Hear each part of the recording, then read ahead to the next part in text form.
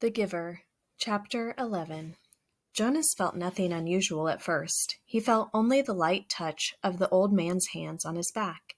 He tried to relax, to breathe evenly.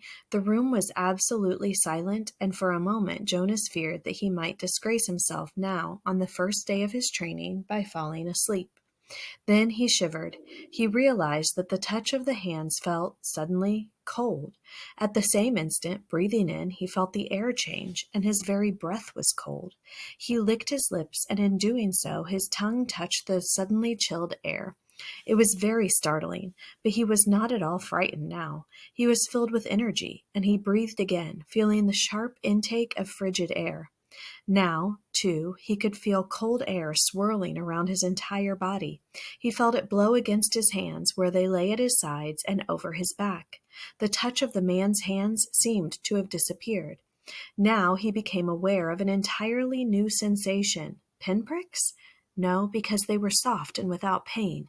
Tiny, cold, feather-like feelings peppered his body and face. He put his tongue out again and caught one of the dots of cold upon it. It disappeared from his awareness instantly, but he caught another and another. The sensation made him smile.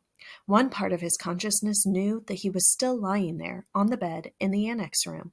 Yet another, separate part of his being was upright now, in a sitting position. Beneath him he could feel that he was not on the soft, decorated bed covering at all, but rather seated on a flat, hard surface. His hands now held, though at the same time they were motionless at his sides, a rough, damp rope. And he could see, through his eye, though his eyes were closed, he could see a bright, whirling torrent of crystals in the air around him, and he could see them gather on the backs of his hands like cold fur. His breath was visible.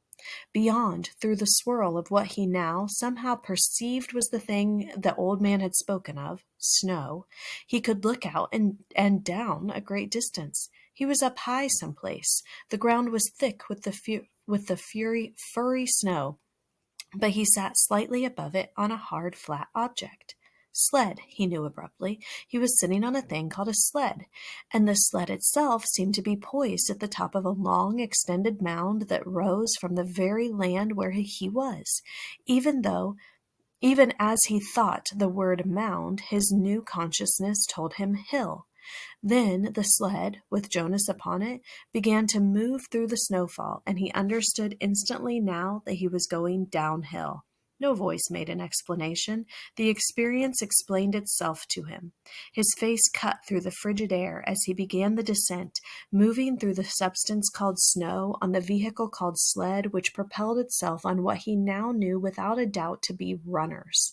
Comprehending all of those things as he sped downward, he was free to enjoy the breathless glee that overwhelmed him, the speed, the cold, clear air, the total silence, the feeling of balance and excitement and peace. Then, as the angle of incline lessened, as the mound, the hill, flattened nearing the bottom, the sled's forward motion slowed. The snow was piled now around it, and he pushed with his body, moving it forward, not wanting the exhilarating ride to end. Finally, the obstruction of the piled snow was too much for the thin runners of the sled, and he came to a stop. He sat there for a moment, panting, holding the rope in his cold hands. Tentatively, he opened his eyes, not his snow hill sled eyes, for they had been open throughout the strange ride. He opened his ordinary eyes and saw that he was still on the bed, that he had not moved at all. The old man, still beside him on the bed, was watching him. "How do you feel?" he asked. Jonas sat up and tried to answer honestly. "Surprised," he said after a moment. The old man wiped his forehead with his sleeve. "Whew," he said. "It was exhausting. But even transmitting that tiny memory to you, I think it lightened me just a little." "Do you mean— You did say I could ask questions." The man nodded, encouraging his question. "Do you mean that now you don't have the memory of that ride on the sled anymore?" "That's right. A little weight off this old body." "But it was such fun, and now you don't have it anymore. I took it from you." But the old man laughed. All I gave you was one ride, on one sled, in one snow, on one hill. I have a whole world of them in my memory. I could give them to you one by one, 1,000 times, and there would still be more." "Are you saying that we could do it again?" Jonas asked. "I'd really like to. I think I could steer by pulling the rope. I didn't try this time because it was so new."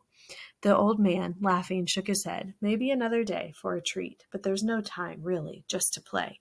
I only wanted to begin by showing you how it works. Now, he said, turning businesslike, lie back down. I want to. Jonas did. He was eager for whatever experience would come next, but he had suddenly so many questions.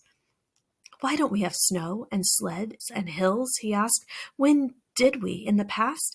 Did my parents have sleds when they were young? Did you? The old man shrugged and gave a short laugh. No, he told Jonas. It's a very distant memory. That's why it was so exhausting. I had to tug it forward from many generations back.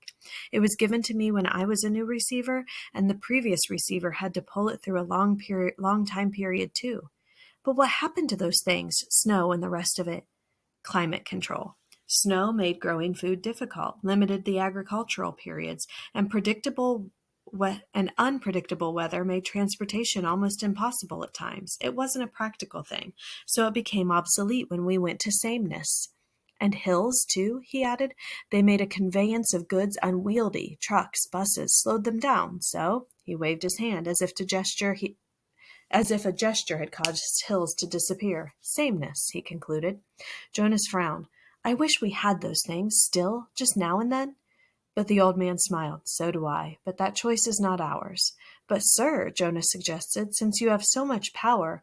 The man corrected him. Honor, he said firmly. I have great honor. So will you. But you will find that is not the same as power.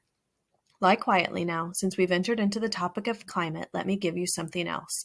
And this time I'm not going to tell you the name of it because I want to test the receiving. You should be able to perceive the name without being told. I gave away snow and sled and downhill and runners by telling them to you in advance. Without being instructed, Jonas closed his eyes again. He felt the hands on his back again. He waited. Now it came more quickly. The feelings. This time the hands didn't become cold, but instead began to feel warm on his body. They moistened a little. The warmth spread, extending across his shoulders, up his neck, onto the side of his face.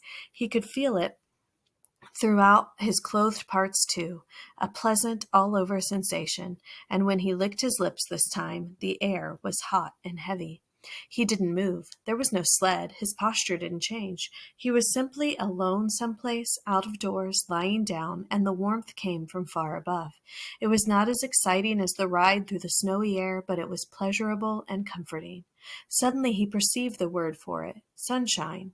He perceived that it came from the sky. Then it ended. Sunshine, he said aloud, opening his eyes. Good, you did get the word. That makes my job easier, not so much explaining. And it came from the sky. That's right, the old man said, just the way it used to. Before sameness, before climate control, Jonas added. The man laughed. You receive well and learn quickly. I'm very pleased with you. That's enough for today, I think. We're off to a good start. There was a question bothering Jonas. Sir, he said, the chief elder told me, she told everyone, and you told me too, that it would be painful, so I was a little scared, but it didn't hurt at all. I really enjoyed it. He looked quizzically at the old man. The man sighed. I started you with memories of pleasure. My previous failure gave me the wisdom to do that. He took a few deep breaths. Jonas, he said, it will be painful, but it need not be painful yet. I'm brave. I really am. Jonas sat up a little straighter. The old man looked at him for a moment. He smiled. I can see that, he said. Well, since you asked the question, I think I have enough energy for one more transmission. Lie down once more. This will be the last today. Jonas obeyed cheerfully. He closed his eyes, waiting, and felt the hands again. Then he felt the warmth again, the sunshine again, coming from the sky of this other consciousness that was so new to him. This time, as he lay basking in the wonderful warmth, he felt the passage of time. His real self was aware that it was only a minute or two, but his other, memory-receiving self felt hours pass in the sun. His skin began to sting. Restlessly, he moved one arm, bending it, and felt a sharp pain in the crease of his inner arm at the elbow.